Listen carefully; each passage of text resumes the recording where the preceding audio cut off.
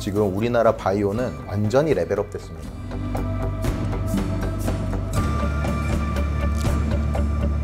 (8월에는) 바이오 안 사고 못 빼길 겁니다. 고정 댓글을 타고 오세요.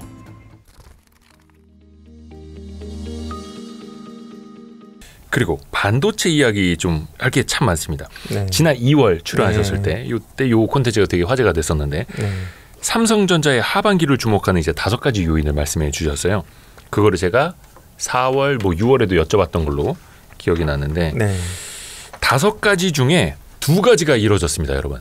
거의 인류의 소원이었던 게 상법 개정이 하나가 있었고 그리고 테슬라 등 파운드리 의미 있는 고객 확보하는 거 여기 이루어졌습니다. 물론 아직까지 애매한 거는 원시 공정의 경쟁력이 확인이 되는가, D램 업황이 회복되는가, 미국이 중국 CXMT를 제재하는가 요거인데 5분의 2 됐나요?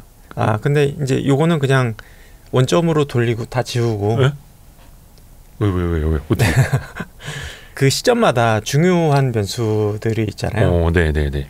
근데 이제 지금 중요한 변수를 다시 봐야 될 것 같아요. 그래서 이제 지금 중요한 변수는 결국에는 내년에 가격 경쟁이 어떻게 일어나냐가 좀 중요할 것 같아요. 어떤 HBM이? 네, HBM 특히나 이제 그래서 이제 삼성에서 전략을 공급 확대 전략으로 좀 바꾼 것 같아요. 자기네들이 제일 잘하는 물량 싸움으로.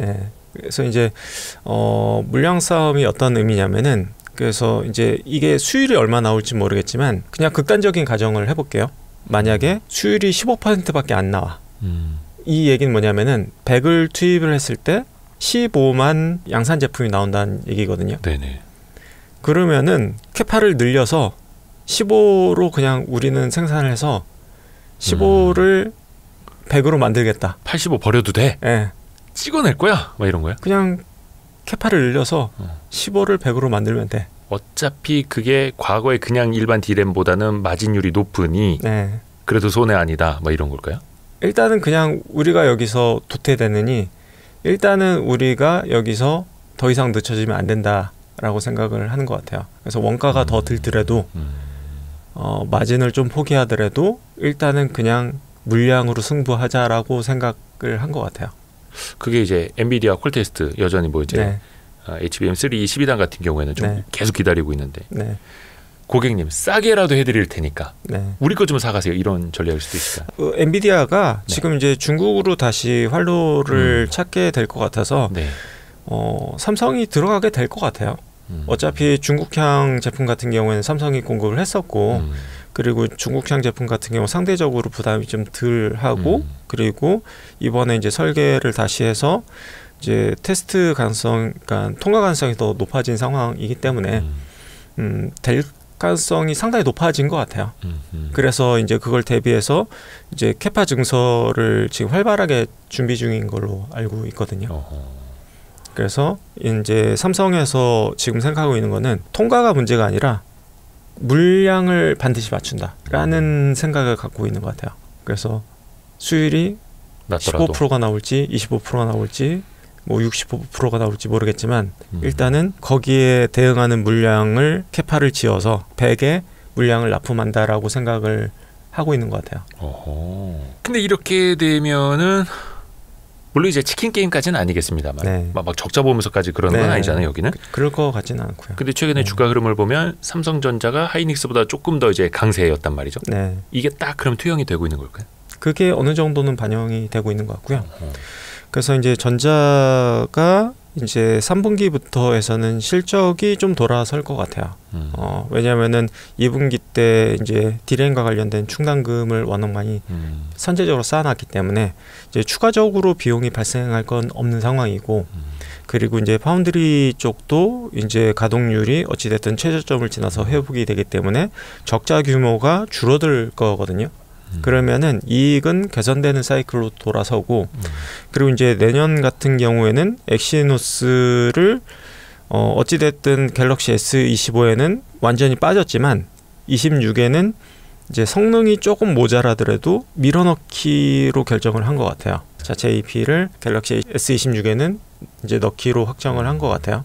그러면은 파운드리가 파운드리 쪽이 좋아질 거거든요. 그래서 올해 3분기부터 내년까지 어찌됐든 좋아지는 그림으로 가게 될 것 같아요.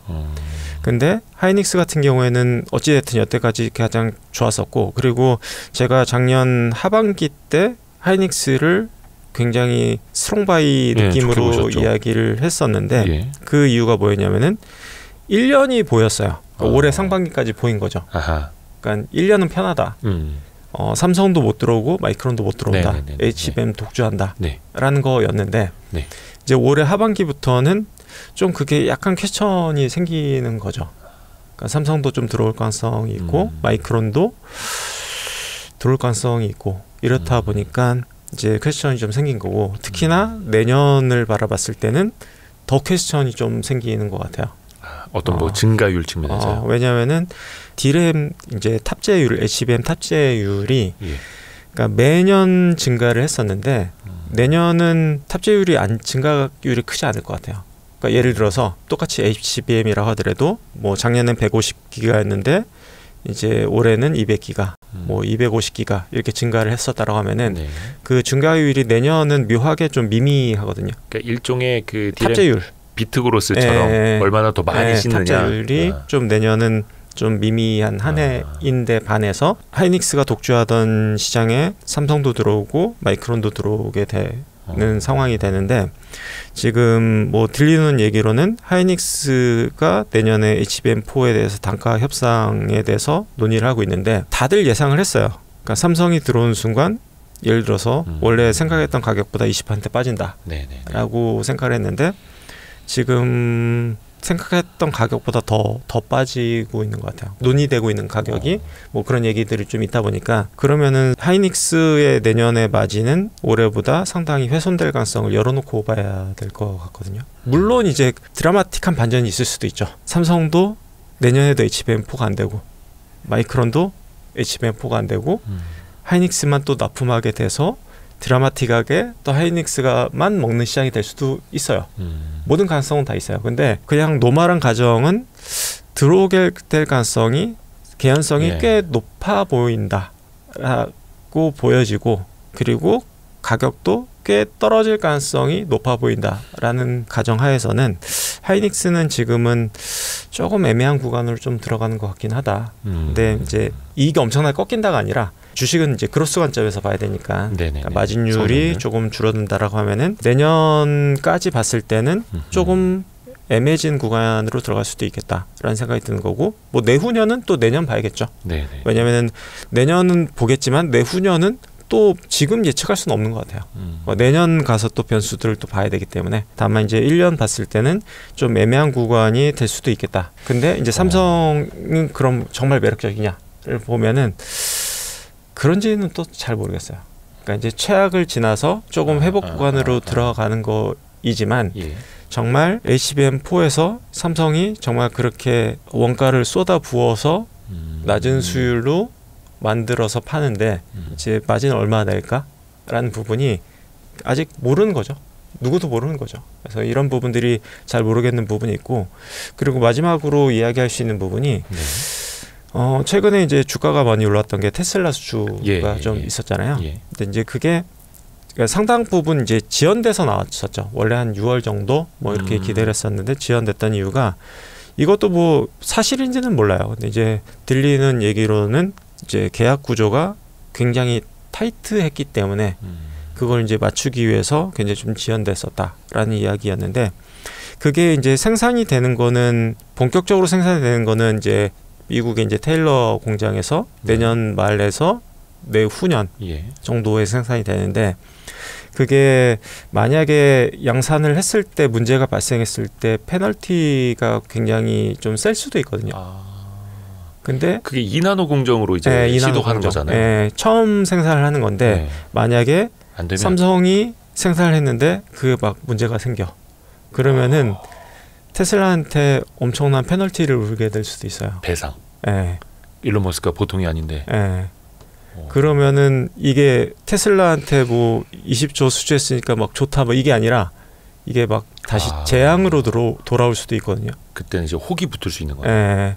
그렇기 때문에 이거를 다 좋게만 볼 수 있는 것들은 아니에요. 그러니까 잘 되면 좋은 거지만 잘못됐을 때는 오히려 상당한 악재로 돌아올 수 있는 부분도 있어서 지금은 이제 지켜봐야 되는 상황이다라고 보여지는 것 같아요. 그러니까 삼성전자가 어떻게 보면 이제 2나노 게이트 오로라운드 구조로 가장 큰 수주를 했고 큰 배팅을 서로가 한 건데 진짜 기술적으로 성공을 하지 못하면 큰 리스크가 될 수 있다. 물론 이제 잘 돼야겠습니다. 삼성전자가 엄청 대단해서 저는 테슬라가 수주를 줬다고 생각하진 않아요. 왜냐하면은 어차피 TSMC는 바쁘고 기존 팬만으로 막 엄청나게 돌아가고 있기 때문에 이제 뭐 테슬라 입장에서는 뭐 이 갑의 입장에 서기도 어렵고 그리고 또 한 가지는 어차피 미국에서 생산되는 신규 공장이기 때문에 대만에서 생산하는 거는 관세가 붙지만 미국에서 생산되면 관세가 없잖아요. 그러면은 훨씬 싸게 가져올 수 있어요. 테슬라 입장에서는. 그래서 잘만 생산되면은 삼성에서 가져오는 게 무조건 훨씬 싸요. 쌀 수밖에 없어요. 그렇죠. 그래서 테슬라는 무조건 삼성한테 가져오면 무조건 이득이에요. 근데 그 이제 막 시도를 하는 이나노. 근데 이게 될지 안 될지는 시간이 지나봐야지 아는 거죠. 일론 머스크가 또 이제 뭐 생산 효율화 이런 것도 같이 많이 지도 편다리로 표현하면 좀 그런데 막 그거는 안 될 거예요. 관여하겠다고 하지 않습니까? 그거는 안 될 겁니다. 그래요. 뭐 테슬라가 그와 관련된 노하우가 있지는 않을 거라서. 그렇죠. 뭐 파운드리 뭐 했던 회사는 아니니까. 그래서 제가 내린 결론은 하이닉스도 모르겠고 삼성전자도 잘 모르겠다. 근데 다만 한 가지 확실한 거는 삼성전자가 열심히 뭔가를 때려지을 것 같다. 그래서 삼성전자 관련된 이제 그 반도체 장비 업체들은 그래도 좀 설비 투자 사이클로 들어가면서 좋아지지 않을까라고 생각을 하고 있어서 저는 지금은 하이닉스나 삼성전자를 사는 것보다는 장비주를 사는 게 낫지 않나라고 생각을 하고 있습니다. 그래서 최근에 보면은 최근 한 일주일 사이에 삼성전자 쪽 장비 넣는 회사들이 또 엄청 올랐죠. 그쪽이 훨씬 낫다. 또 주가에는 또 빠르게 반영이 되기는 했어요. 근데 뭐 아직까지 저는 충분히 아직 업사이드가 열려 있는 것 같아요. 그러니까 물량 싸움으로 간다면 장비 투자부터 이제 설비 투자부터 더 많이 할 테니까. 오, 명쾌해졌습니다. 근데 이제 확실히 그러니까 격월 이건규 이 시간을 꾸준히 보신 분들은 아마 기억하실 거예요. 작년에 하이닉스에 대해서 어떻게 말씀하셨는지, 올해 상반기부터 살살살살 어떻게 톤이 또 변해 왔는지. 하지만 여전히 올해 상반기까지는 하이닉스 중심으로 말씀해 주셨었고, 삼성전자 어떤 변화는 포인트 지켜봐야 할 것들도 말씀해 주셨고, 지금 좀 이제 생각을 원점으로 돌리셨습니다만 여전히 기회와 리스크 요인을 다 말씀을 해 주셨고, 이제 삼성전자가 전교 1등에서 동네 바보 형이 됐다가 다시 이제 한 반 1등 정도로 올라오는가를 좀 봐야겠네요. 그 외국계 증권사에서도 뭐 HBM 공급 과잉 우려 이런 걸 좀 쓰는 데들이 있었잖아요. 그것도 그러면 같은 비슷한 맥락이겠죠? 지금 공급만 감안했을 때는 공급 과잉이 될 수도 내년에는 될 수도 있을 것 같기는 해요. 근데 이제 내후년에는 다시 투자가 증가하면서 이제 공급 과잉 해소될 걸로 보고는 있어서 그래서 내년에 다시 판단을 해봐야 될 것 같네요. 근데 공급 과잉 가능성, 단기적인 공급 과잉 가능성은 존재하는 것 같아요. 그게 또 이제 주가는 또 모멘텀 측면에서 보면은 또 영향을 받을 수밖에 없는 거고요. 하방으로도. 그 우리나라 또 이제 미국과의 관세 협상이 타결이 됐으니까 특히 그 중에서 마스가 프로젝트, 위대한 미국의 조선업을 재건시켜 주겠다. 그러면서 사실은 관세 협상 이후에도 별로 이제 세론이 없었어요. 조선주 특히 뭐 하나오션 같은 거 엄청나게 또 올랐었고, 물론 이제 8월 4일에 다른 것들 반등하면서 좀 조선주가 조정을 받긴 했습니다만, 조선업의 이런 양호한 흐름은 계속 갈 수 있을까요? 어떻게 보세요? 저는 좀 더 지속될 것 같아요. 그래서 이번에 관세 협상을 지켜보면은 결국에는 유럽도 그렇고 일본도 그렇고 한국도 그렇고 공통 분모가 하나 있거든요. 그냥 LNG예요. 그냥 다 공통 분모예요. 우리 LNG 사가 이거든요. 근데 특히나 이제 유럽 쪽을 보면은 러시아에서 사가던 거를 다 그냥 미국에서 가져가요. 근데 지금 미국 구조에서는 가져갈 수가 없어요. 그래서 어떻게 보면 또 흔쾌히 오케이 할 수가 있었던 것도 있는 것 같고요. 왜냐면 어차피 유럽에서는 중동에서, 우리나라 이제 중동에서 많이 가져오지만 중동에서 가져오기에는 유럽에서는 원가가 더 비싸지는 측면이 더 있거든요. 그래서 미국에서 가져온 게 더 원가가 더 싸요.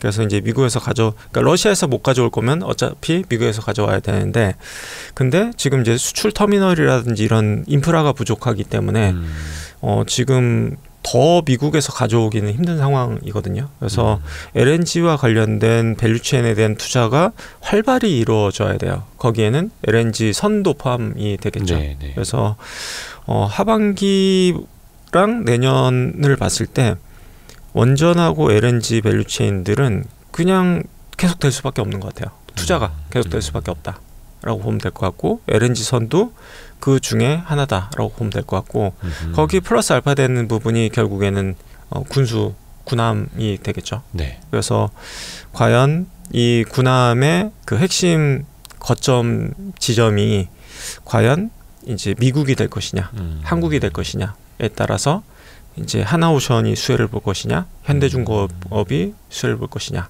그래서 미국 필리조선소가 되면은 하나오션이 되는 거고, 이제 군산조선소가 되면은 이제 군산이 거점이 되면은 이제 현대중공업이 거점이 되는 게 되는데, 지금은 뭐 하나오션에 좀 더 점수를 주는 것 같아요. 그러니까 뭐 주가를 보면. 예. 네. 그래서 어쨌든 하나오션이 뭔가 군수 관련돼서는 뭐 워낙 많은 관련된 산업을 했었기 때문에 하고 있기 때문에 그래서 많이 점수를 받고 있는 게 아닌가라는 생각이 좀 드는 것 같고요. 하나오션하고 현대중공업 굉장히 이제 오랜 랠리를 펼쳐왔고, 네. 상반기에도 연초에도 계속해서 지금은 조선업 팔아서까지 살만한 게 별로 보이지 않는다라는 말씀도 네. 해주신 적이 있고, 근데 지금도 좀 더 지속될 것 같다. 모멘텀이 더 많이 생겼다라는 거죠. 이게 관세 협상으로 인해서 추가로 붙은 것 같아요. 근데 이게 기존에 관세 협던 지렛대로 우리가 LNG 매입이라든지 네. 또 미국에 대한 조선업 투자 네. 이게 많이 또 이야기가 언급이 됐던 거잖아요. 됐었는데 이렇게 확정이 되진 않았었고, 또 한 가지는 이 사이즈에 대해서 확정이 안 됐었던 거죠. 근데 관세로 인해서 유럽에서 가져오는 거 확정, 사이즈 확정. 물론 이거는 이제 변화 가능성은 있지만 그 숫자가 구체적으로 드러난 거잖아요. 그러니까 LNG 사오는 것만 뭐 몇 년이 될지 모르겠습니다만 1,000억 달러. 네. 그리고 조선업 투자가 1,500억 달러였던 거예요. 네. 뭐 이렇게. 그러면서 이게 다시 한번 네. 그게 되려면은 엄청나게 지어야 되는 거죠. 대단합니다, 진짜 우리의 조선업이. 근데 이제 다만 이게 미국 쪽 투자이냐, 군산 쪽까지 올 수 있느냐는 네. 조금 더 봐야겠네요. 네. 각자 뭐 장단점이 있는 것 같아요. 위치에 따라서. 근데 이제 그 지정학적인 또 우려도 네. 나오더라. 만약에 네. 군산 쪽에 지금의 서해 바다다 네. 보니까 네. 중국 쪽을 바라보고 네. 이게 제2의 사드처럼 돼서 막 한중 관계 또 어떻게 될지 좀 피곤한 얘기들이 나오더라고요. 네. 물론 이제 그건 우리가 뭐 예측이 되는 분야는 아닙니다만. 그래서 이게 다 장단점이 있다 보니까 어디가 될지 아직 알 수 없는 부분이, 군산은 도크가 꽤 크고 깊기 때문에 그러니까 넓기 때문에 그 군함을 제조하기에 굉장히 최적화되어 있는데, 이제 반대로 이제 그 수심이 좀 얕아서 따는데 좀 불편함은 있다라고 하더라고요. 그리고 지금 군산조선소는 좀 인프라는 있지만 그러니까 활용을 잘 안 해왔었기 때문에 좀 놀리던 좀 비어있던 네. 도크여서 다시 한번 재정비는 좀 필요할 것 같고요. 근데 이제 미국 같은 경우에는 장점이 될 수 있는 거는 미국 내에 있다 보니까 그런 뭐 노이즈가 없다라는 부분이 있지만 도크가 상대적으로 작고 네. 그리고 이제 미국의 뭐 숙련공이나 뭐 용접공이나 이런 사람들을 채용을 해야 되는데 기반이 없는 거죠. 예. 예, 그러다 보니까 이게 상당히 좀 운영에 상의 애로가 있는 그런 부분이 있다 보니까 어디가 될지는 모르겠어요. 어디가 중점이 될지는. 좋습니다. 자동차 섹터로 좀 한번 가볼까요? 네. 섹터는 안 그래도 쉽지 않았는데 관세 협상 네. 이후에 더 안 좋아졌죠. 네. 물론 이제 같은 15%의 세율이지만 우리는 0%에서 15가 됐고 네. 유럽이나 일본은 2.5에서 15가 되다 보니까 상대적으로 네. 우리가 손해 아니냐. 네.